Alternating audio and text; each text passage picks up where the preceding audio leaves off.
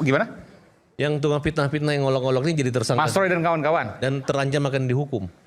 Kecuali setelah pulang ini minta maaf sama saya sampaikan ada yang minta maaf.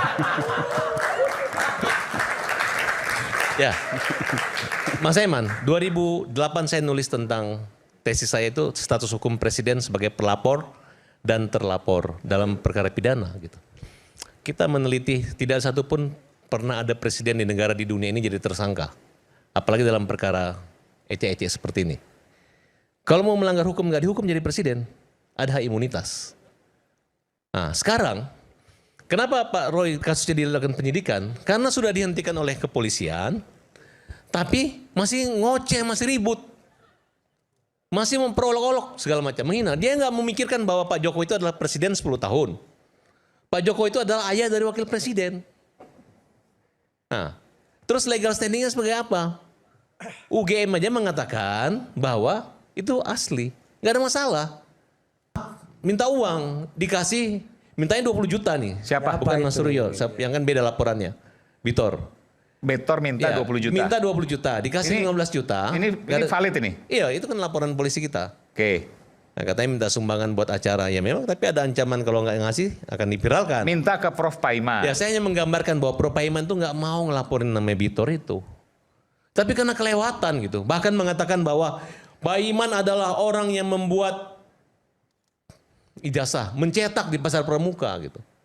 Ijazahnya palsu, 1000% yakin. Makanya dengan berat hati. Jadi yang kalau bicara tentang kewenangan daripada presiden itu jangankan hanya bikin ijazah palsu atau apa. Ini kan nggak betul. Oke. Menyatakan perang pun bisa. Membantu sumbangan segala macam dia punya prerogatif. Contoh satu nih buat Mas Suryo. Semoga berubah. Ahmad Dhani anaknya nabrak mati 7 orang mati. Para tabas hanya bilang ayah bodoh. Kalimat tuh ayah bodoh gitu. Kalau mau dipikir di luar negeri hakim mukul konyol 20 tahun anak bapaknya. Karena anaknya dikasih kunci ya sebelum 19 tahun.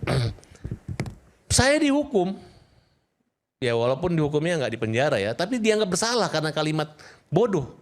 Nah pikirlah Mas.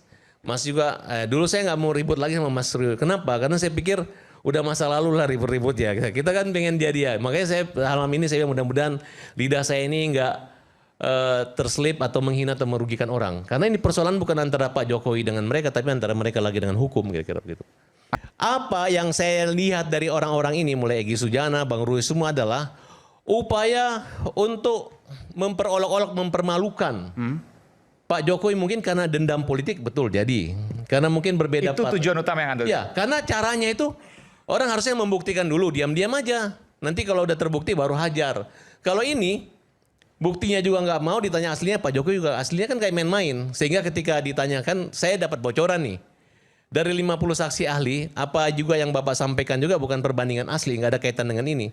Sehingga Bapak ketika ditanya oleh polisi di penyidikan, nggak bisa jawab. Baik Rismon segala nggak bisa jawab.